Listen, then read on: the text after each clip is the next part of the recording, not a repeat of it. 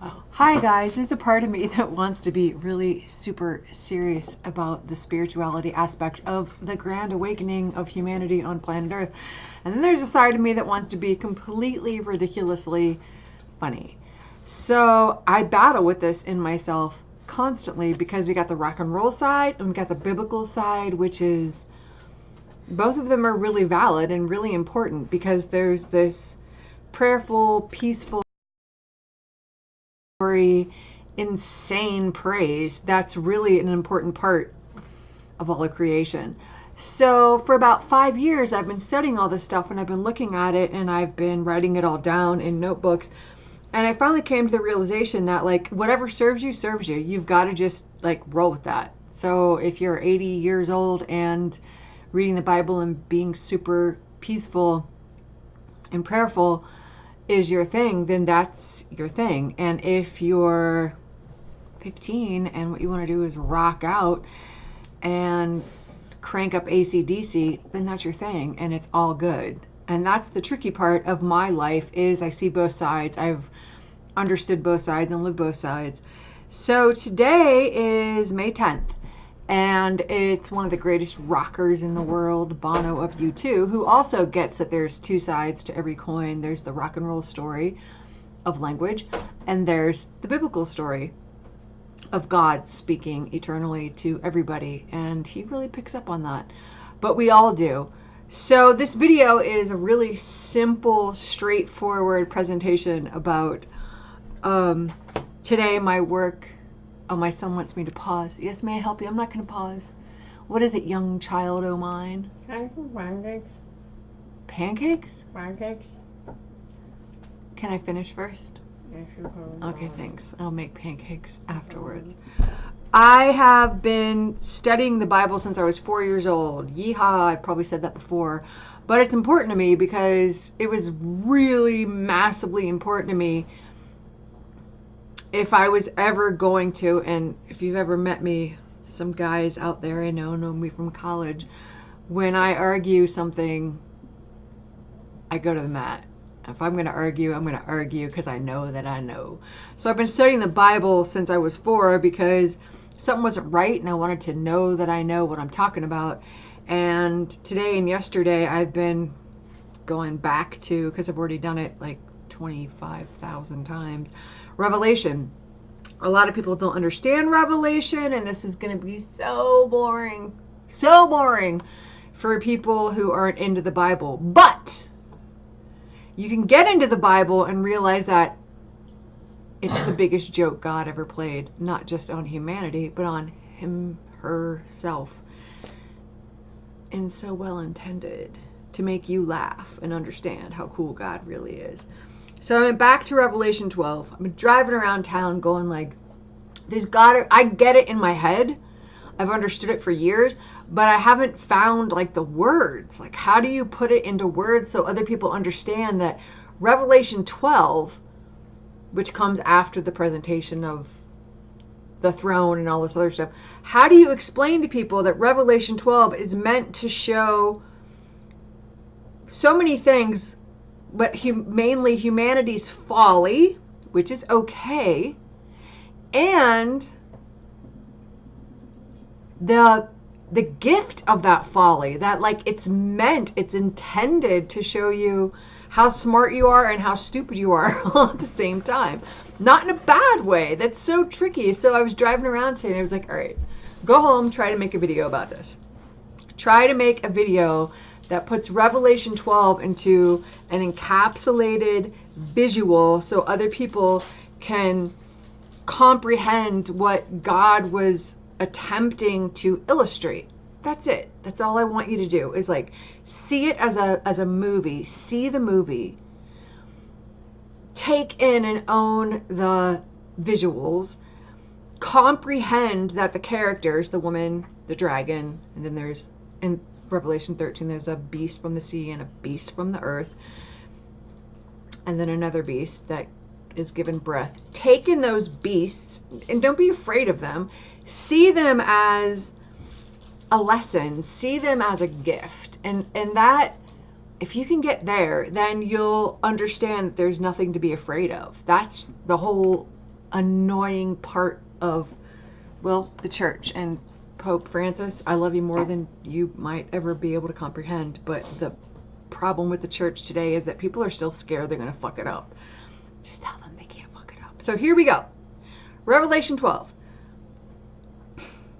Just the visuals, just the characters, just the meaning behind them. See it so you can laugh and enjoy your life.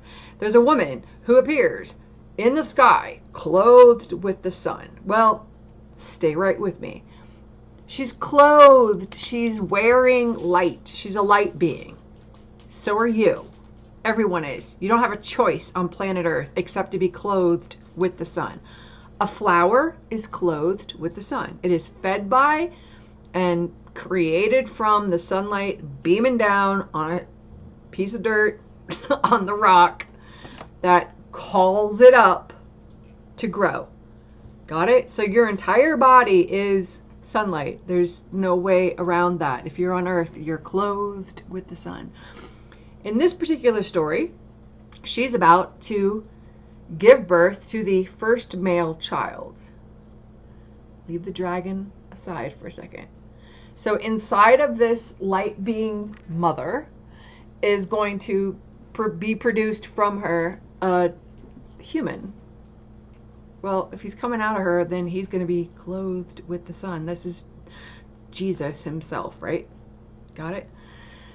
That little tiny section of the story is meant to illustrate to you that out of the universe, the whole, you've got the sun, which is a star, and you've got all the other stars. So out of all the light comes a vehicle, a body that allows consciousness to experience itself physically. That's all you need to remember. That's the whole point of the child. That you can experience. To make that relevant very quickly in gospel terms, when Jesus says, I am the light of the world, I came so that your joy may be more full, he is walking in that body of light trying to find words to explain to you and everyone else that getting to see really makes your joy more full. I mean, you could be lying in your bed, having dreams and imaginations, but wow, getting to see it, smell it, hear it, taste it, and touch it makes it even more delicious, even more amazing, right? So this woman, clothed with the sun, is going to give birth to the first male child. The reason it's important that there's a woman and a male is it's attempting to say not a mother, but a female, an F-E-male. Iron, your blood, your DNA. It's all coming from the same thing, okay? So there you go, there's that. Now the dragon. The Bible is literally constructed and written in allegories and metaphors, taking words from the Hebrew to the Greek to the Latin to the English on purpose to trick people who don't know how to think metaphorically, I guess would be a good way to put it, or the way God thinks. God thinks in, basically I'm going to say the way God thinks. Holy shit, how the hell do I put this into words? Because words are very limiting. So in this particular piece, when it says, and then a dragon appeared, and it stood before the woman, most people think they're looking at each other. That's partly true. You could read it that way. But what's deeper and more humorous is he stood up before she stood up in time, which would be her skin. Stay with me. Your light body is inside of your skin. Your skin is the snake, the dragon. Your skin is the holder of your DNA. Ready to, here he goes, devour her child. Well, he has to. Your skin holds, devours, encapsulates, contains, eats up. I mean, it keeps it all inside. That's your DNA. That's all it is. The dragon is just a symbol of the DNA is 2 lines with a connector. It's a mirror. Okay? That's it. That's it. So your heart beats out to every cell in your body the signal of who you are, and your skin is like the edge, the outside of the DNA, so it bounces back. It's just a mirror. Boom, boom, boom, boom, boom. And so in my book, which I'm not going to tell you the title right now, but in my book, what I talk about is how rock and roll and the language of rock and roll mirrors the entire Bible. So U2, for this particular story, says it very well. Time is irrelevant. Wait a minute, back it up. I know a girl who's like the sea. I watch her changing every day for me. Everybody grows up. That's why the beast is a 666. We'll get to that. The beast is a 666 because it's the number of 18. It's the number of a man. So the beast, the dragon, only has a short time. Every child only has a short time to be a child and enjoy the magic of life before they have to take on responsibilities. It's all very boring and basic. Once you understand it, it's actually quite funny. So time is irrelevant. It's not linear. Time's not linear. Your body will resonate and respond to whatever you want. So back to Revelation 12. You have this dragon, this DNA, this encapsulated body that's going to devour this woman's child. And the child is immediately caught up to the throne of God. The throne of God is your heart. The child goes out. Every mother catches her child and holds it in the throne right here. The breasts, they're the food. The throne. All right. So why would this dragon, this full-blown man, this creature, be wroth with the woman and have 7 heads and 10 horns? What's all that shit about, right? Excuse me, Pope Francis. But that is about 7 heads is 7 days, 7 different perspectives. The sun shining on 7 days. 10 horns. 1, 2, 4, 6, 8, 10. And the crowns, the diadems on the horns is trying to show you that, like, it's all God, no matter what. That DNA is the crown jewel of creation itself, getting to experience itself. In this particular story, why is he mad at her? Why does she run away? Why does she get the wings of an eagle to go and run into the wilderness? Well, for one, she's scared because he's going to have to figure it out on his own, and she's carried away. Well, who's she carried away by? It always says they. It's the light beings. You might wonder, where do people go when they die? Or if you kill a tree, what happens to its spirit or whatever? Because science has already proven you cannot add to nor take away from the energy of the universe. So they are the conscious light pulsations of every cell of everything that some people call angels, some people call Elohim, some people call ETs, call them aliens. It doesn't really matter. They don't care. But it is the, I call it the congregation of heaven. It's the raw material. And they are always serving, constantly serving.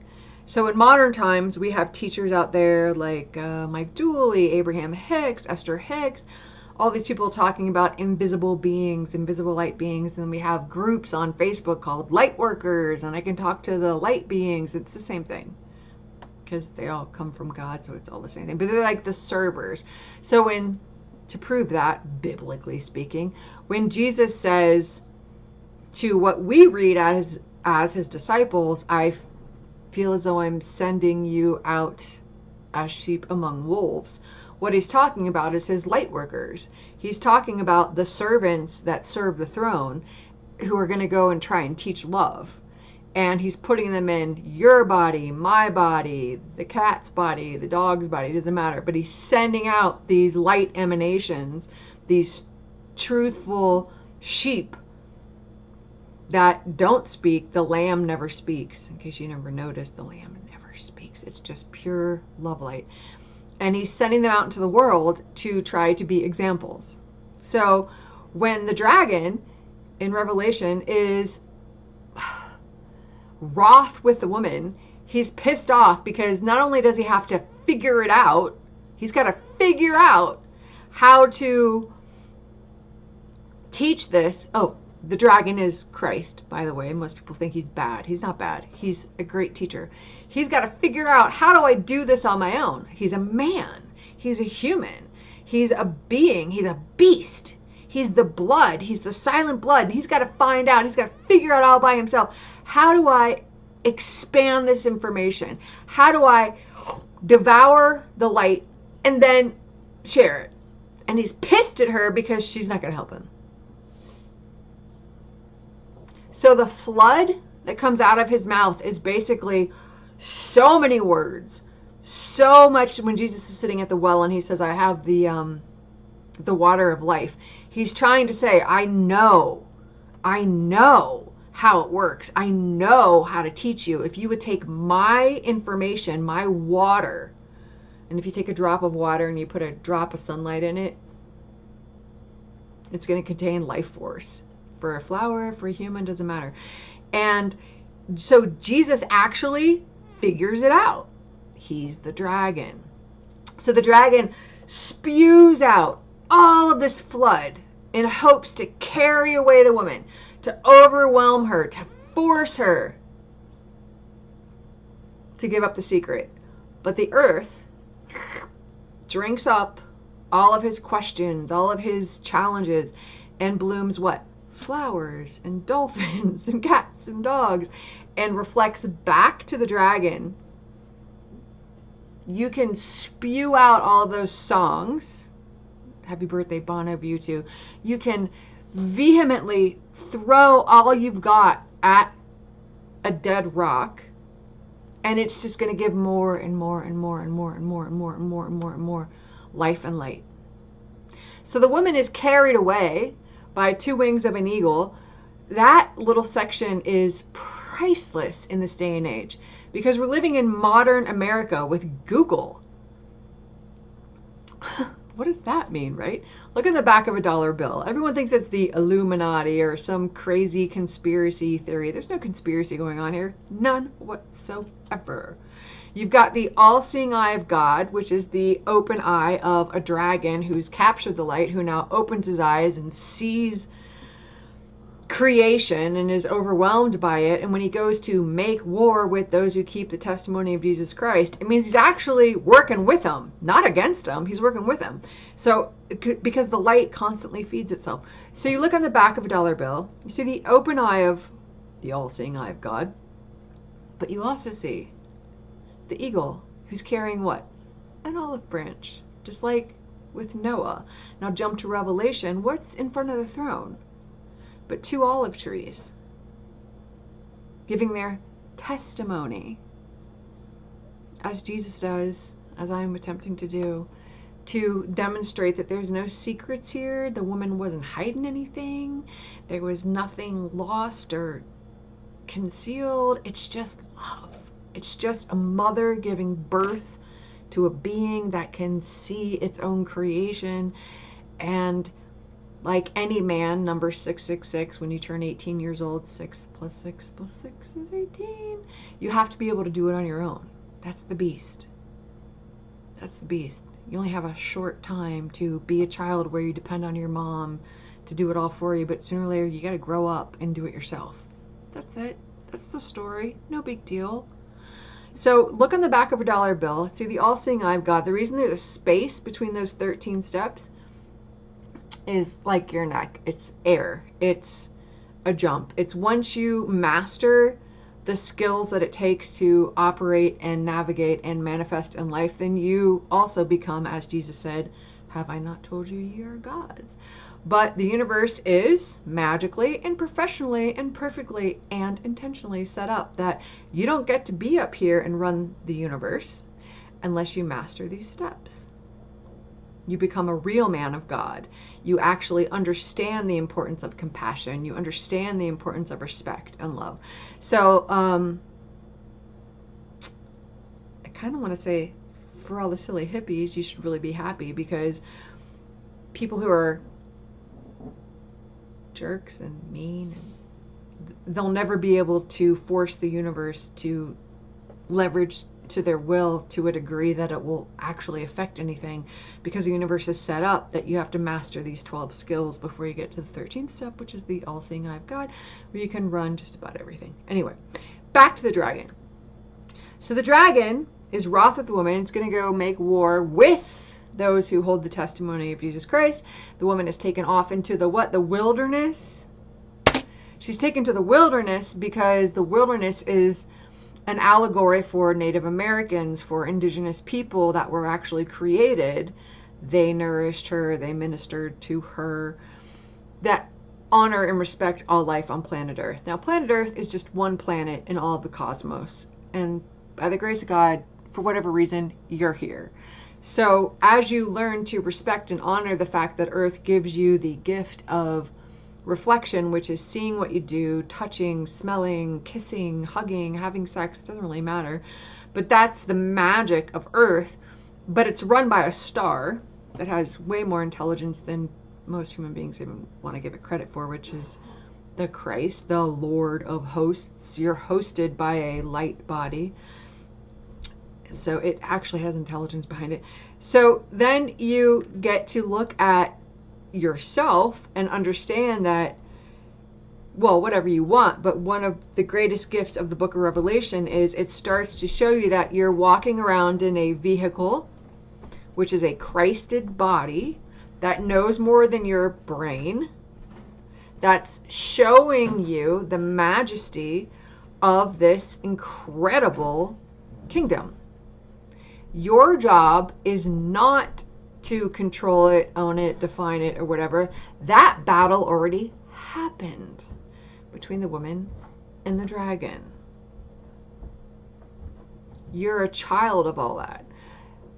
The battle, the sort of angst-ridden, quite funny battle, happened through a couple of processes while the dragon, God love him, took a step back because he was already ingested with all the light. He was like, all right, I'm going to make some basically workers. People call them angels of the devil.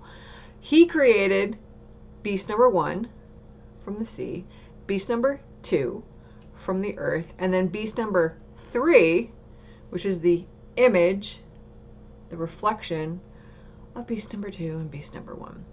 What is all that crap about, right? Most people are like, there's a beast and there's another beast, and oh my God, what the hell is this shit? What you've got is the Christed Son realizing, I have as much power of God. Jesus did not consider it robbery to consider himself equal to God. That's in Hebrews. So what he does on the throne as a creator, he learns from his mom that, wait a minute, I can create. I'm going to create. So he creates beast number 1, which has horns and diadems, which just means sperm, DNA, to expand its own reach, right?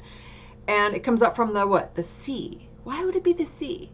Because your brain, deep inside of here, is the sea. It's how you see. Beast number 2 comes from the earth, which is the vessel that carries beast number 1. And why would beast number 1 be filled with blasphemies?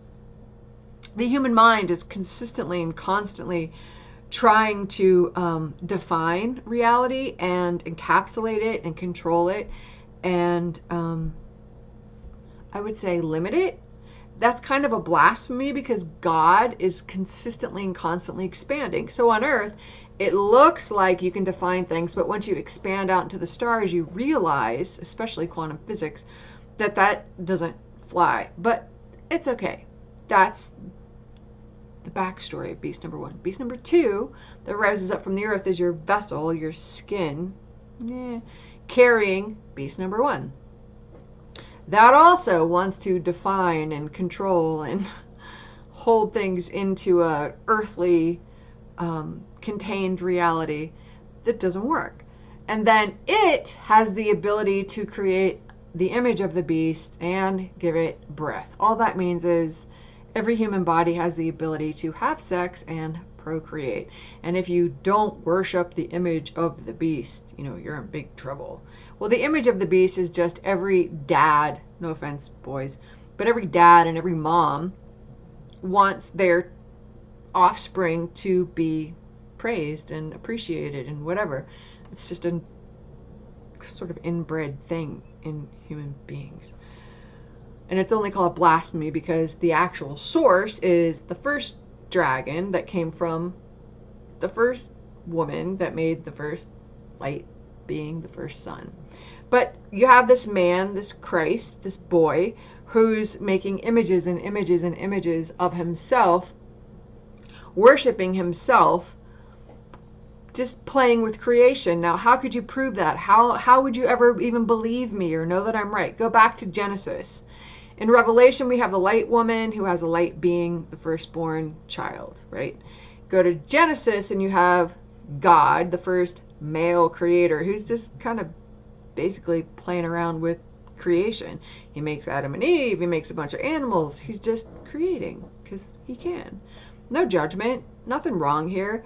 But these two stories mirror one another as the ultimate source from 0 point to first light speck, and then its mirror, which is the woman, to Genesis. So you can start to see, once again, there's no mystery, there's nothing hidden, there's no big deal, there's nothing to worry about, nothing to be afraid of. And Jesus, encapsulated in the middle of these two stories, Revelation and Genesis, he is walking lifetimes, he's walking cities. He goes to every city and every town, attempting to find the words to explain to people what the kingdom of heaven is inside of you as a creator, manifesting your own mirror, manifesting your own perception of reality, and how your body and your brain work together, and how that living light and living water are all serving all the descendants, all the souls of who? Abraham. Abraham is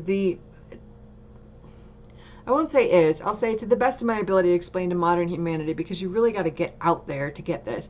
But you have an inside kingdom of heaven, which is your imagination, and you have an outside reflection of what's going on in here. Abraham's all in here. It's just pure energy. Pure, raw light and DNA. Period. The end. People call it extraterrestrial. I don't care what you call it. Extraterrestrial, star beings, angels, doesn't matter. They don't care. I don't care. But out here on Earth, when your feet are on the ground, you're getting reflections of what you perceive or imagine reality to be. That's it. No big deal. So when God says to Abraham, your descendants will be as numerous as the stars, and he takes Abraham outside of the tent and shows him the stars, what he's doing is he's opening the eyes of the imagination and showing him the vast expanse of the sky out there, which is just a reflection of what's already in here. Inside out, inside out. Jesus says it this way: the kingdom of heaven is within you. It's just a reflection. And it's always perfect. So when you get Ishmael, the firstborn son from the bondwoman Hagar, with Abraham, it's illustrating the flesh. She's a bondwoman. She's a slave, because this body is your slave. It will do whatever you tell it to do. Slap my face, pull my hair. It just does what it does. And once it realizes that it's a slave, which Hagar does and resents Sarah for it, it wants to be free. It wants to hit a higher level. It wants to experience higher resonances.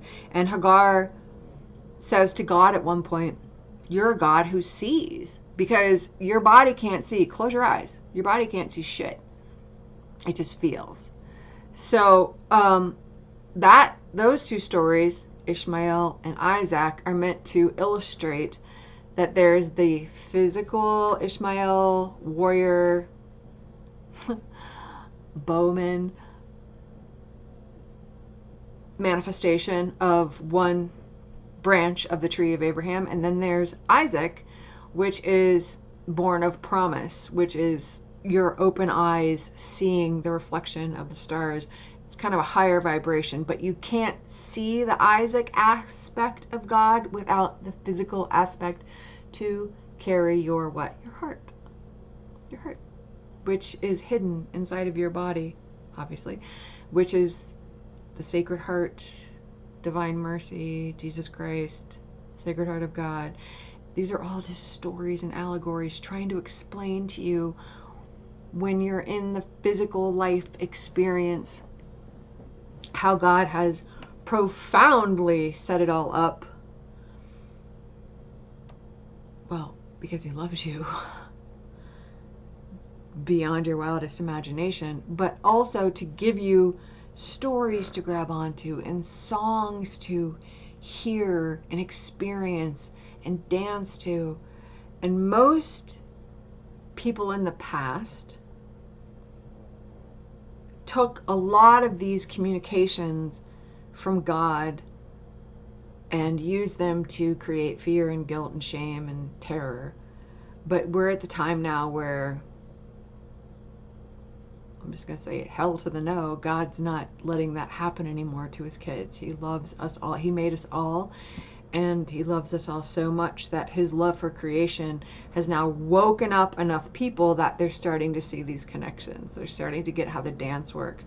Because when you go back to the woman, the bride of Christ, she just wanted her kids to experience existence and be happy. Period. Period. That's why she's Hail Mary, full of grace. The Lord is with thee. The Lord runs it all. And what's really cool about the Lord is he doesn't let people see him very often, because that way he can just run it and bitch slap you if you screw it up and talk to you if you want to. But it's all just based on love. Alright, that was a really long video. All over the place, right? Happy birthday to Bono. I think you're 57, I heard. I will continue to write this book. You guys, I have all this, like, on and on and on and on. I need a PA, personal assistant, to take all this crap out of my head and make it sensible to you. But I wanted to make this video because today I was driving and I was like, people really need to understand that Revelation is not a mystery. It's really straightforward, really clear, and funny. Robin Williams from the other side says hello. How does he do that? Nanu, nanu. I can't even do that. Nanu, nanu. Oh, that's it. Nanu, nanu. Yeah, I just put that in a video so that everyone could laugh. Yeah, we all need a little bit more humor. At least, I think so. We're taking this shit way too seriously. It's all for love. Lighten up on yourselves. Hug yourselves. Next time you look in the mirror, be like, light being? What? Jesus? Huh? Wow, there's some shit I get to learn that's not on Google. Rockstar